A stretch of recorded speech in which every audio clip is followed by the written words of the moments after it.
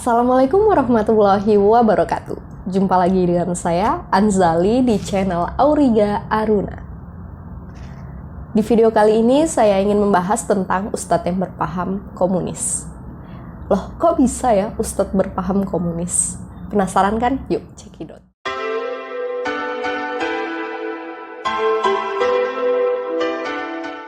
Hai Besti, kalian tahu kan akhir-akhir ini kebangkitan komunis ramai kembali diberitakan. Entah siapa yang mulai, tapi isu ini sempat ramai di lini masa. Ada pihak yang meminta waspada PKI hidup lagi di bumi Indonesia. Ada juga pihak yang menganggap itu hanya isu sengaja dimainkan sekelompok orang.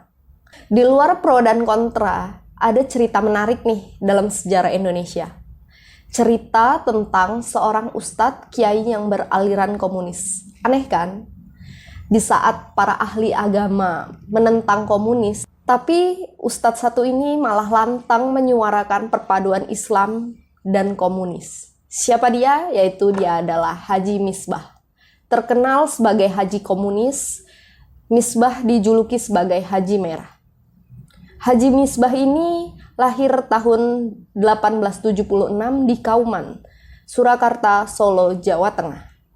Waktu lahir namanya Ahmad. Ahmad disekolahkan orang tuanya di pesantren.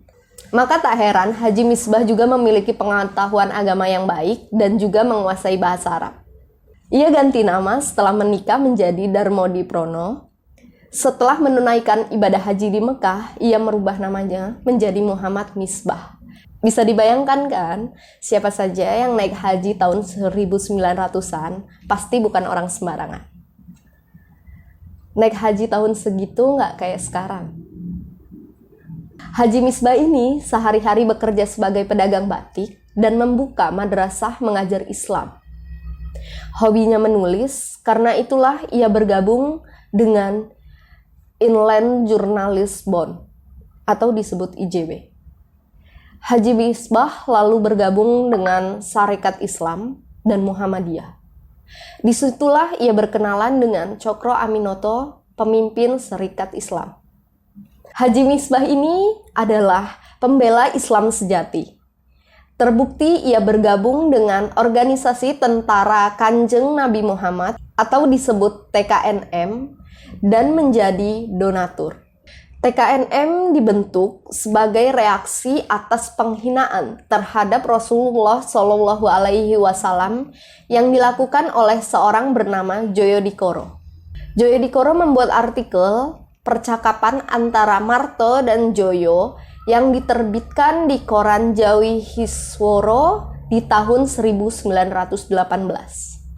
Di dalam artikelnya, Joyo Dikoro menulis bahwa Gusti Kanjeng Nabi Rasul meminum gin, meminum opium, dan kadang suka menghisap opium.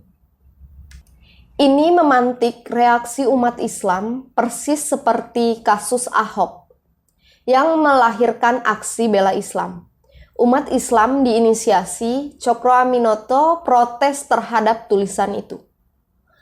Cokro Aminoto membentuk TKNM di mana Haji Misbah ikut bergabung di dalamnya. Tidak hanya di situ, Haji Misbah membuat tulisan melawan artikel-artikel yang menjelekkan Islam lewat surat kabar Medan Muslimin. Haji Misbahlah yang membentuk surat kabar Medan Muslimin dan Islam Bergerak. Lewat dua surat kabar itu pula, Haji Misbah mempropagandakan Islam dan komunis. Haji Misbah memang terkenal memiliki watak revolusioner. Haji Misbah berteman dengan semua kalangan, mulai dari ustadz, kiai, santri, petani, buruh, preman, dan para pekerja seks komersial. Haji Misbah juga bukan sosok yang mengedepankan penampilan beragama.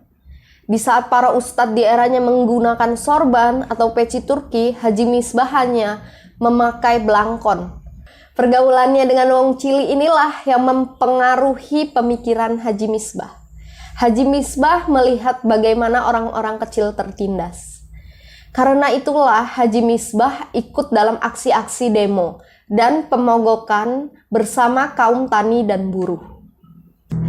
Atas aksinya, Haji Misbah ditangkap dan dipenjarakan di Pekalongan kurang lebih 2 tahun. Setelah bebas, Haji Misbah keluar dari Muhammadiyah dan Serikat Islam. Baginya Muhammadiyah dan Serikat Islam tidak membela rakyat jelata yang ditindas kapitalisme. Bagi Haji Misbah, sumber kemiskinan yang terjadi saat itu adalah kapitalisme. Haji Misbah juga terlihat mengidolakan Marx. Misbah menulis mengenai Marx waktu Tuan Karl Marx memegang pimpinan jurnalis. Beliau memperhatikan betul-betul akan nasib rakyatnya. Beliau tertarik sekali adanya soal-soal tentang ekonomi dan duduknya kaum miskin. Dari situ Tuan Marx tahu tentang pokok atau sumber-sumber yang menimbulkan kekalutan dunia. Sebab atau sumber kekalutan itu yaitu dunia kemiskinan disebabkan adanya kapitalisme. Jalan ilmu mencari keuntungan hanya menjadi hak milik sedikit orang. Selain kemiskinan, kapitalisme juga bagi Haji Misbah membuat orang menjadi menuhankan uang. Zaman kapitalisme, uang menjadi pokok hidup manusia.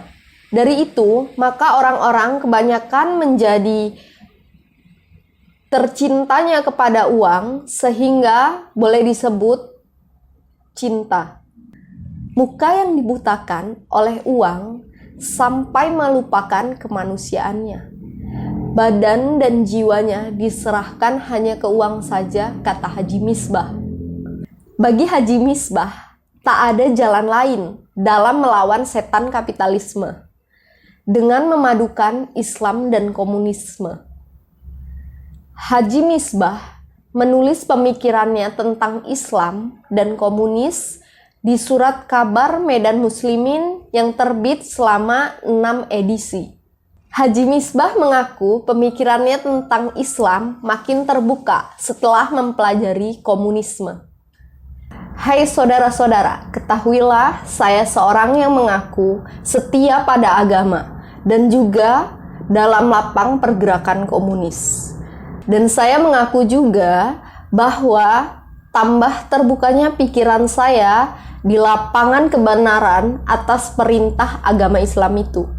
Tidak lain jalan dari sesudah saya mempelajari ilmu komunisme. Bagi Haji Misbah, Muslim yang taat pasti akan menjadi seorang komunis, begitu juga sebaliknya.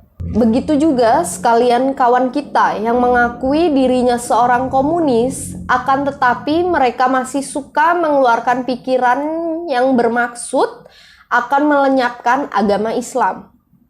Itulah saya berani mengatakan bahwa mereka bukan komunis sejati atau belum mengerti duduknya di komunis. Pun sebaliknya, orang-orang yang mengaku dirinya Islam tetapi tidak setuju adanya komunis, saya berani mengatakan bahwa ia bukan Islam yang sejati atau belum mengerti betul tentang duduknya agama Islam. Pandangan Islam dan komunis ala Haji Misbah ini bertolak belakang dengan pemikiran Cokro Aminoto sebagai pendiri Serikat Islam. Menurut Cokro, filsafat materialisme historis yang diusung Karl Marx dalam paham komunisme bertentangan dengan agama. Dalam filsafat materialisme, historis yang diukur hanya berdasarkan kebendaan atau materi.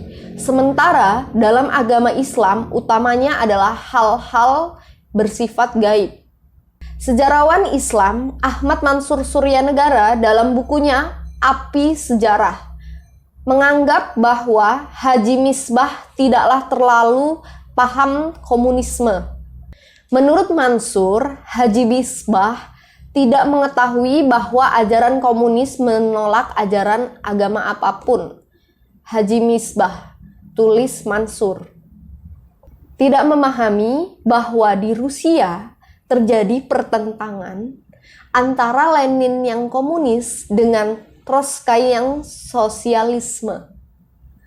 Dengan segala pandangan revolusionernya, Haji Misbah akhirnya kembali ditangkap atas tuduhan dalang pemogokan dan pengeboman yang terjadi di beberapa tempat. Belanda membuang Haji Misbah bersama istrinya dan 3 anaknya ke Manokwari, Papua. Dalam perjalanan di kapal, Haji Misbah dikurung di dalam kabin. Belanda lalu membuang Haji Misbah bersama istri dan ketiga anaknya ke Manokwari, Papua. Dan di dalam perjalanan, di kapal Haji Misbah dikurung di dalam kabin. Di Manokwari, Papua itulah Haji Misbah kisah hidupnya berakhir. Sang istri meninggal terlebih dahulu karena terserang malaria. Haji Misbah sempat meminta pindah ke Eropa.